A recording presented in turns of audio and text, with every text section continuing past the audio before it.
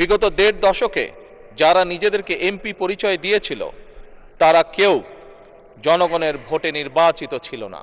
আপনারা গণতন্ত্রকামী জনগণের রক্ত ঋণে প্রতিষ্ঠিত এই মহান জাতীয় সংসদের স্পিকার, ডেপুটি স্পিকার নির্বাচিত হয়েছেন। আপনাদেরকে প্রাণ ঢালা অভিনন্দন। আজ থেকে আপনারা আর কোনো দলের নন, এই মহান জাতীয় সংসদের স্পিকার। আজ থেকে এই মহান সংসদের নির্বাচিত প্রত্যেক সদস্য আপনাদের চোখে সমান। আপনারা এই সংসদের অভিভাবক।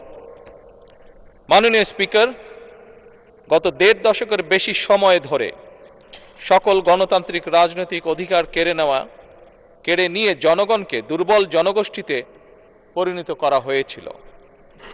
মহান জাতীয় সংসদকে মানুষের অধিকার লুণ্ঠনকারীদের ক্লাবে পরিণত করা হয়েছিল। ফলের নির্যাস ও দুধের সমন্বয়ে পোলার টর্নেডো গ্রিন অ্যাপল আইসক্রিম। মন ভালো থাক। বিগত ১.৫ দশকে যারা নিজেদেরকে এমপি পরিচয় দিয়েছিল তারা কেউ জনগণের ভোটে নির্বাচিত ছিল না।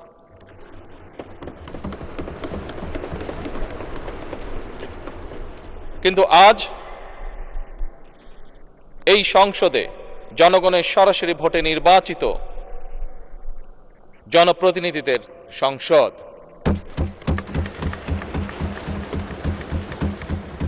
আজকের এই সংসদ বাংলাদেশের জনগণের সংসদ। আপনারা আজ এই মহান সংসদের অভিভাবকের দায়িত্ব গ্রহণ করেছেন। দেশের স্বাধীনতা প্রিয় গণতান্ত্রিকামী মানুষ এই সংসদের দিকে প্রত্যাশা নিয়ে তাকিয়ে রয়েছে। মাননীয় স্পিকার, দেশ এবং জনগণের স্বার্থে আমরা এই সংসদকে অর্থবহ করতে চাই।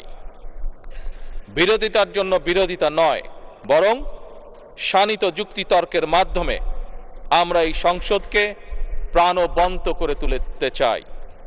এই ক্ষেত্রে আপনাদের ভূমিকা সর্বাধিক। এই সংসদের সদস্য হিসাবে জাতীয় সংসদ পরিচালনায় আমরা আমাদের পক্ষ থেকে আপনাদেরকে সর্বোচ্চ সহযোগিতা করব ইনশাআল্লাহ।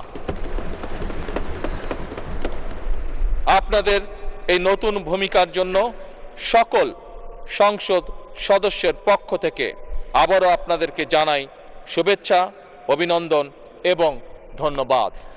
মাননীয় স্পিকার, মহান রব্বুল আলামিনের দরবারে আমরা কামনা করি এই মহান সংসদ সাফল্য কামনা করে আমার শুভেচ্ছা বক্তব্য শেষ করছি। আল্লাহ হাফেজ। বাংলাদেশ জিন্দাবাদ।